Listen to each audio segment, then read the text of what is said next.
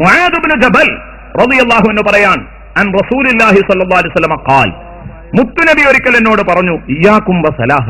ഈ ഹദീസ് ഒരുപാട് റിപ്പോർട്ടുകളിൽ വന്നിട്ടുണ്ട്.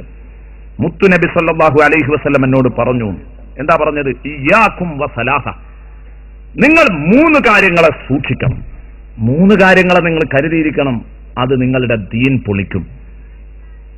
3 കാര്യങ്ങൾ ദീനിനെ പൊളിക്കും. ഉമർ റളിയല്ലാഹു അൻഹു പറഞ്ഞു, യഹ്ദിമുൽ ഇസ്ലാമ സലാസ, 3 കാര്യങ്ങൾ ദീനിനെ പൊളിക്കും.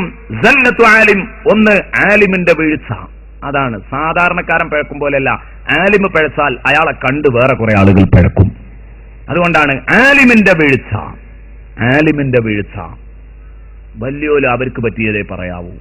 അവര് ഈ ചപ്പടാച്ചി പറയാൻ നിന്നാല് വലിയ വലിയ മല പോലെയുള്ള ആലിമീങ്ങള് വളരെ താഴോട്ടിറങ്ങിയിട്ട് വളരെ വൃത്തികെട്ട ഭാഷയിൽ സംസാരിക്കാൻ തുടങ്ങിയാല് അത് ലോകത്തിന്റെ വീഴ്ചയായിരിക്കും. ആലിമിന്റെ വീഴ്ച അത് ലോകം ഏറ്റുപിടിക്കും. കാരണം ഈ ആലിം എന്തെങ്കിലും അസഭ്യം പുലമ്പുന്നത് കേൾക്കുമ്പോ, ഈ ആലിമ് എന്തെങ്കിലും അശ്ലീലങ്ങൾ വിളിച്ചു പറയുന്നത് കേൾക്കുമ്പോ സാധാരണക്കാരായ ആളുകൾ അയാൾ പറഞ്ഞില്ലേ ഇനി നമുക്കും പറയാമെന്ന് തോന്നും. അതുകൊണ്ട് ആലിം ഒരിക്കലും താഴോട്ടിറങ്ങരുത്. ആലിം നിൽക്കുന്ന പോസ്റ്റിൽ നിന്നേ സംസാരിക്കാവൂ. ഞാൻ പറയുന്നു, അതിന് കണ്ടുപഠിക്കേണ്ട ഒരു മാതൃകയാണ് ബഹുമാനപ്പെട്ട ശൈഖുനാ കാന്തപുരം ഉസ്താദ്. അള്ളാഹു അവിടുത്തെ ആയുസ് അള്ളാഹു നീട്ടിക്കൊടുക്കട്ടെ. എന്തെന്ത് പ്രശ്നങ്ങൾ നാട്ടിലുണ്ടെങ്കിലും, നാട് മുഴുവൻ കുലുങ്ങിയാലും ശരി, ആ മഹാൻ ഒരു കുലുക്കവും ഇല്ല അല്ലെ. എന്താരൊക്കെ എന്തൊക്കെ പറഞ്ഞോട്ടെ, അപ്പോഴൊന്നും സമനില തെറ്റൂല. അപ്പോഴൊന്നും സമനില തെറ്റൂല. നേരിടേണ്ടതിനെ ചെങ്കൂറ്റത്തോടെ നേരിടും. പക്ഷെ അശ്ലീലം പറയൂല. അശ്ലീലം പറയൂല. അങ്ങനെ ആരെങ്കിലും വന്നിട്ട് അശ്ലീലം പറയാൻ പ്രേരിപ്പിച്ചാലോ അവർക്കതിന് നല്ല മറുപടിയും കൊടുക്കും. നോക്കിയാൽ നമുക്കിങ്ങനെ കാണാം, ഹബീബിനോടുള്ള മഹബത്ത്. അതാണ് ആ പ്രസംഗവും ആ ജീവിതവും ആ പ്രവർത്തനവും ഒക്കെ. അള്ളാഹു ഒരുപാട് നാള് ഇനിയും ആയുസ് കൊടുക്കട്ടെ. ആമീൻ എന്ന് നമുക്ക് ദുആ ചെയ്യാം. ഞാൻ പറഞ്ഞു വരുന്നത്, എന്റെ പ്രിയപ്പെട്ട സഹോദരങ്ങളെ, എവിടെയെങ്കിലും നിങ്ങൾ ഇനി കേരള യാത്ര വരാനിരിക്കുന്നു, മാനവികതയെ ഉണർത്തുന്നു എന്ന സന്ദേശവുമായി നിങ്ങൾ കേരള യാത്രയിലെ മുഴുവൻ പോയിന്റുകളിലെയും പ്രഭാഷണങ്ങൾ ശ്രദ്ധിക്കുക. ഇത് ഞാൻ വിഭാഗീയമായൊരു കാര്യം പറയുകയല്ല, ഒന്ന് ശ്രദ്ധിക്കാൻ വേണ്ടി പറയാൻ. പലരും ഉണ്ടാകും പ്രസംഗം കേൾക്കുന്നവരില്.